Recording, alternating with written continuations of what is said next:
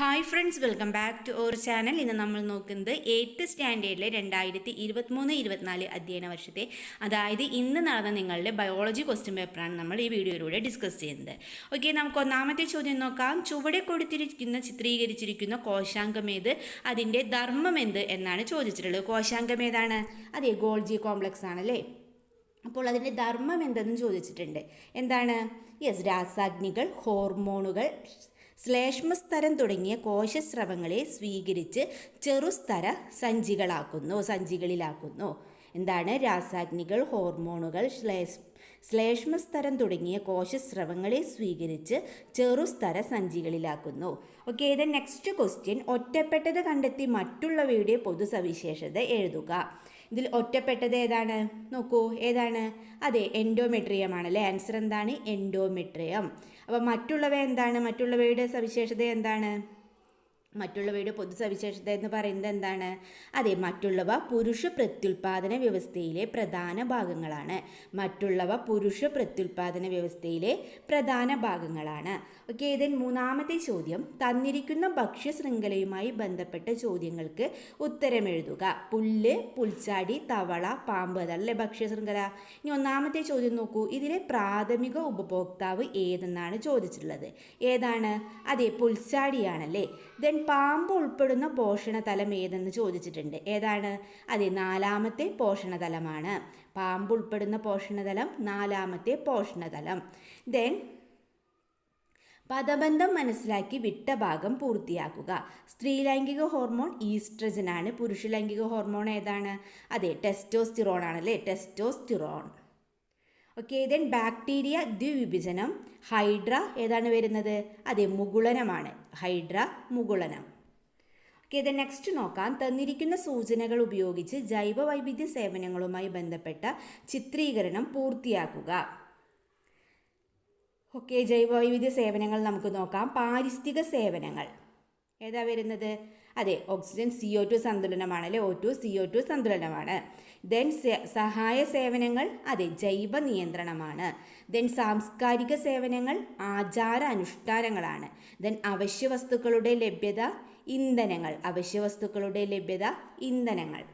Okay, then next question നോക്കാം. തന്നിരിക്കുന്ന ചിത്രം നിരീക്ഷിച്ച് ചോദ്യങ്ങൾക്ക് ഉത്തരം എഴുതുക. ചിത്രം തിരിച്ചറിഞ്ഞ് പേരെഴുതുക. എന്താണ്? അതെ, പൊമ്പീജമാണല്ലേ. ദെൻ ബി ക്വസ്റ്റ്യൻ എന്താണ്? X എന്ന് അടയാളപ്പെടുത്തിയ ഭാഗത്തിനുള്ളിൽ കാണപ്പെടുന്ന കോശാംഗമേത്, ഇതിൻ്റെ പ്രാധാന്യം എന്തെന്നാണ് ചോദിച്ചിട്ടുള്ളത്. ഏതാണ് X എന്നത്? യെസ്, നമുക്കറിയാം ഏതാണ്? അതെ, മൈറ്റോകോൺട്രിയ ആണല്ലേ. അതെന്തിനാണ്? ഇതിൻ്റെ പ്രാധാന്യം എന്തെന്ന് ചോദിച്ചിട്ടുണ്ടല്ലോ. അതിൻ്റെ പ്രാധാന്യം എന്താണ്? അതെ, പുംബീജത്തിൻ്റെ ചലനത്തിന് ആവശ്യമായ ഊർജം നൽകുക. Okay, then next question.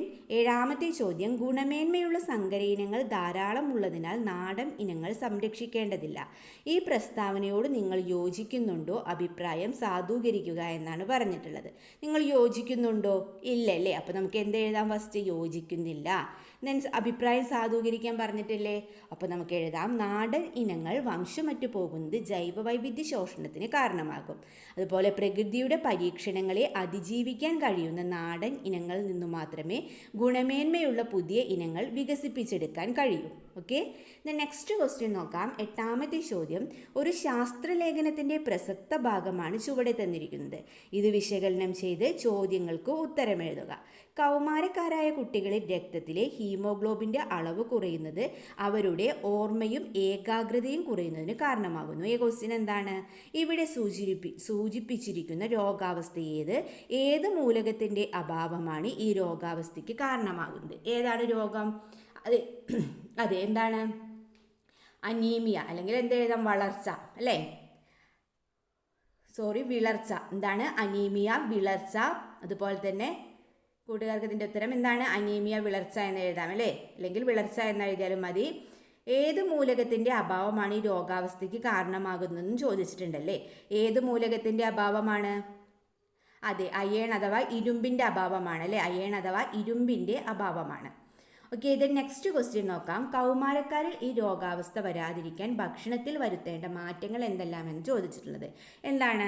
അതെ, ഭക്ഷണ ക്രമീകരണത്തിലൂടെ അയൺ ലഭ്യത ഉറപ്പുവരുത്തുന്നു ചെയ്യേണ്ടത്. പച്ചക്കറികൾ, ഇലക്കറികൾ, പഴങ്ങൾ, പയറുവർഗ്ഗങ്ങൾ എന്നിവ അടങ്ങിയ ഭക്ഷണം ആവശ്യമായ അളവിൽ കഴിക്കുക. എന്താണ്? പച്ചക്കറികൾ, ഇലക്കറികൾ, പഴങ്ങൾ, പയറുവർഗ്ഗങ്ങൾ എന്നിവ അടങ്ങിയ ഭക്ഷണം ആവശ്യമായ അളവിൽ കഴിക്കുക. ഓക്കെ, ഇതിന് 9ാമത്തെ ചോദ്യം. തന്നിരിക്കുന്ന ചിത്രം വിശകലനം ചെയ്ത് വിട്ട ഭാഗം പൂരിപ്പിക്കുക. സസ്യകലകളാണല്ലേ. ഏതാണ്? അതെ, നമുക്കറിയാം പാരൻകൈമയാണ്. ദെൻ ബി സ്ക്ലീറൻകൈമയാണ്. ദെൻ സി എന്താണ്? അതെന്താണ് അവിടെ എഴുതേണ്ടത്? പ്രകാശ സംശ്ലേഷണത്തിനും ആഹാര സംഭരണത്തിനും സഹായിക്കുന്നു. ദെൻ നെക്സ്റ്റ് നോക്കൂ, കോളൻ കൈമയാണ് നമുക്ക് നൽകിയിട്ടുള്ളത്. അവിടെ എന്താണ് എഴുതേണ്ടത്?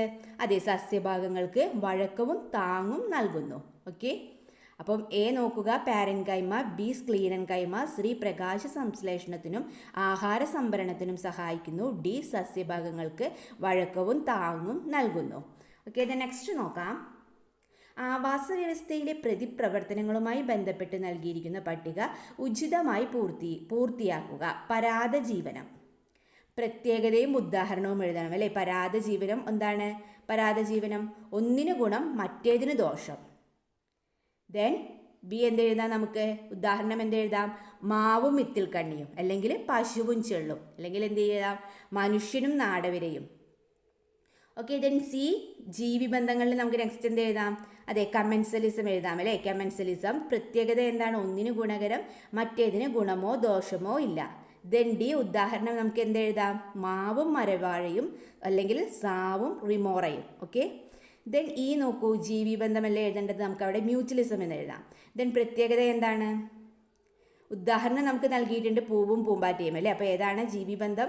അതെ, മ്യൂച്വലിസം. ദെൻ പ്രത്യേകത രണ്ടു ജീവികൾക്കും ഗുണകരം. ഓക്കെ, ഉദാഹരണം പൂവും പൂമ്പാറ്റയും. Then next question. വർഗീകരണവുമായി ബന്ധപ്പെട്ട് നൽകിയിരിക്കുന്ന പ്രസ്താവന വിശകലനം ചെയ്ത് ചോദ്യങ്ങൾക്ക് ഉത്തരമെഴുതുക. മൊണീറ കിങ്ഡത്തിലെ ഒരു വിഭാഗം ബാക്ടീരിയകൾ കോശഘടനയിലും ജീവധർമ്മങ്ങളിലും മറ്റു ബാക്ടീരിയകളിൽ നിന്ന് വ്യത്യസ്തമാണ്. ഇവിടെ പ്രതിപാദിച്ചിരിക്കുന്ന ബാക്ടീരിയ ഏതെന്നാണ് ചോദിച്ചുള്ളത്. ഏതാണ് ബാക്ടീരിയ? അതെ, ആർക്കി ബാക്ടീരിയ ആണല്ലേ. ആർക്കി ബാക്ടീരിയ. ദെൻ ഈ ബാക്ടീരിയയെ ഉൾപ്പെടുത്താൻ 5 കിങ്ഡം വർഗീകരണത്തിൽ വരുത്തിയ പരിഷ്കാരം എന്താണെന്ന് ചോദിച്ചിട്ടുണ്ട്. എന്താണ്? അത് കിങ്ഡം മൊണീറയെ ബാക്ടീരിയ, ആർക്കിയ എന്നീ 2 കിങ്ഡങ്ങളായി തിരിച്ചു. കിങ്ഡം മൊണീറയെ ബാക്ടീരിയ, ആർക്കിയ എന്നീ 2 കിങ്ഡങ്ങളായി തിരിച്ചു. ഓക്കെ, നെക്സ്റ്റ് ക്വസ്റ്റ്യൻ നോക്കാം. ഇത് നിർദ്ദേശിച്ച ശാസ്ത്രജ്ഞനാര്? അദ്ദേഹം കിങ്ഡത്തിന് മുകളിലായി നിർദ്ദേശിച്ച വർഗീകരണ തലം ഏതെന്നാണ് ചോദിച്ചിട്ടുള്ളത്. ഇത് നിർദ്ദേശിച്ച ശാസ്ത്രജ്ഞൻ ആരാണ് കൂട്ടുകാരെ? യെസ്, കാൾ വൗസ് ആണല്ലേ. കാൾ വൗസ് ആണ്. ദെൻ അദ്ദേഹം കിങ്ഡത്തിന് മുകളിലായി നിർദ്ദേശിച്ച വർഗീകരണ തലം ഏതാണ്? യെസ്, ഡൊമെയിൻ ആണ്. ആൻസർ എന്താണ്? ഡൊമെയിൻ. നെക്സ്റ്റ് ക്വസ്റ്റ്യൻ നോക്കാം. 12. ജൈവവൈവിധ്യ സംരക്ഷണവുമായി ബന്ധപ്പെട്ട് നൽകിയിരിക്കുന്ന ചോദ്യങ്ങൾക്ക് ഉത്തരം എഴുതുക. ജീവജാലങ്ങളെ അവയുടെ സ്വാഭാവിക ആവാസ വ്യവസ്ഥയിൽ സംരക്ഷിക്കുന്ന രീതി ഏത് എന്നാണ് ചോദിച്ചിട്ടുള്ളത്. ഏതാണ്? അതെ, ഇൻസിറ്റു കൺസർവേഷൻ ആണല്ലേ. In situ conservation. ദെൻ ചുവടെ നൽകിയിരിക്കുന്നവയിൽ നിന്നും ഈ രീതിയുമായി ബന്ധപ്പെട്ടവ തിരഞ്ഞെടുത്തെഴുതുക എന്നാണ് പറഞ്ഞിട്ടുള്ളത്. ഇതിലേതായിരിക്കും? അതെ, നാഷണൽ പാർക്കും ഇക്കോളജിക്കൽ ഹോട്ട്സ്പോട്ടുമാണ് അല്ലേ. നാഷണൽ പാർക്കും ഇക്കോളജിക്കൽ ഹോട്ട്സ്പോട്ടും. ദെൻ ജൈവവൈവിധ്യ സംരക്ഷണം എന്ന ലക്ഷ്യത്തോടെ പ്രവർത്തിക്കുന്ന 2 സംഘടനകളുടെ പേരെഴുതാനാണ് പറഞ്ഞിട്ടുള്ളത്. നമുക്ക് ഏതൊക്കെ എഴുതാം? Yes, international union for conservation of nature എഴുതാം. അതുപോലെ തന്നെ world wide fund for nature എഴുതാം. എന്തൊക്കെയാണ്? International union for conservation of nature, then world wide fund for nature, അതായത് IUCN-ഉം WWF-ഉം. ദെൻ തന്നിരിക്കുന്ന ചിത്രം നിരീക്ഷിച്ച് ചോദ്യങ്ങൾക്ക് ഉത്തരം എഴുതാനാണ് പറഞ്ഞിട്ടുള്ളത്.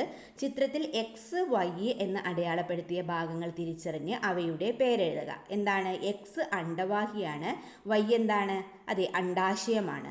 ദെൻ ബി, എക്സ് എന്ന ഭാഗത്തിൻ്റെ ധർമ്മം എന്തെന്ന് ചോദിച്ചിട്ടുണ്ട്. എന്താണ്? അതെ, ബീജസംയോഗം നടക്കുന്നത് അണ്ഡവാഹിയിൽ വെച്ചാണ്. അല്ലെങ്കിൽ എന്താണ്? അണ്ഡത്തെ ഗർഭാശയത്തിലേക്ക് വഹിക്കുന്നു. ദെൻ സി എന്താണ് ചോദിച്ചിട്ടുള്ളത്? Y എന്ന ഭാഗത്തു നിന്നും ഉൽപ്പാദിപ്പിക്കുന്ന കോശത്തിൻ്റെ സവിശേഷതകൾ എന്തെന്നാണ് ചോദിച്ചിട്ടുള്ളത്. എന്തൊക്കെയാണ് സവിശേഷതകൾ? അതേ, ഗോളാകൃതിയാണ്. അതുപോലെ തന്നെ എന്താണ്? സ്വയം ചലനശേഷിയില്ല. അതുപോലെ ഉള്ളിൽ ക്രോമസോമുകൾ അടങ്ങിയ ന്യൂക്ലിയസ് ഉണ്ട്. ദെൻ കോശസ്തരത്തിന് പുറത്തായി പ്രത്യേക സംരക്ഷണാവരണമുണ്ട്. കോശസ്തരത്തിന് പുറത്തായി പ്രത്യേക സംരക്ഷണാവരണമുണ്ട്. ഓക്കെ കൂട്ടുകാരെ, അങ്ങനെ ബയോളജി ക്വസ്റ്റ്യൻ പേപ്പറിലെ എല്ലാ ക്വസ്റ്റ്യൻസും നമ്മൾ ഡിസ്കസ് ചെയ്ത് കഴിഞ്ഞു. നിങ്ങൾക്ക് വീഡിയോ യൂസ്ഫുള്ളായി തോന്നുകയാണെങ്കിൽ തീർച്ചയായും ലൈക്ക് ചെയ്യുക, കമൻറ്റ് ചെയ്യുക. ഓക്കെ, നമുക്ക് മറ്റൊരു വീഡിയോയുമായി വീണ്ടും കണ്ടുമുട്ടാം. Okay, by.